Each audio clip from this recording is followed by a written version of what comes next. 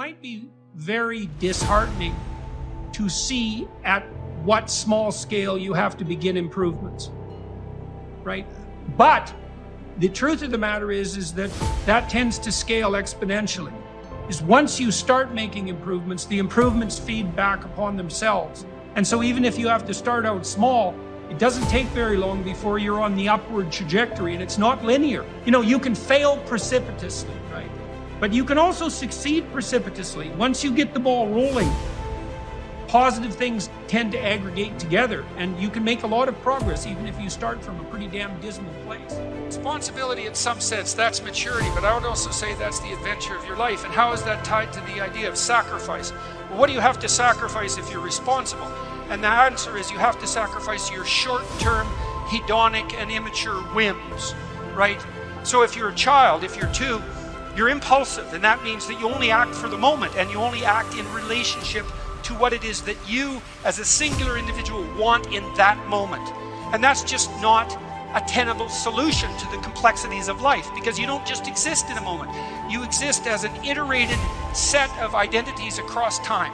You yourself are a community that extends across time, and you have to govern every action that you take in the present in relationship to the fact that you can do what you want tonight, man, but you got to put up with yourself tomorrow morning, and you got to put up with yourself for what you did tonight, next week, and next year, and 5 years from now. And every single one of your actions is like that. And so in order to act properly, you have to sacrifice the impulsive gratification and the easy way out that's characteristic of the moment, and extend yourself across time so that you are acting in concert with the highest interest of yourself in the broadest possible range of contexts. And that's what it means to be an adult. And you do exactly the same thing with other people. In a relationship, in a marriage, you're not just who you say you are from moment to moment.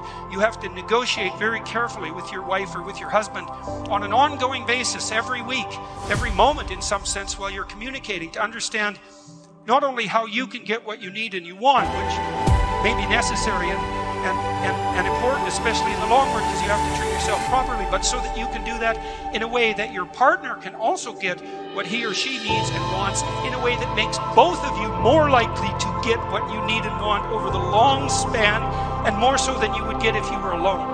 And if it wasn't the case, why would you bother with it?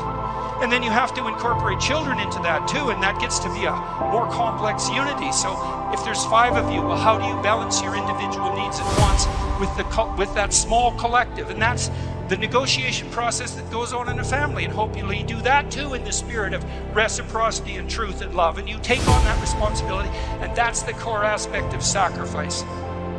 Right? The great discovery of the human race. That's what sacrifice means.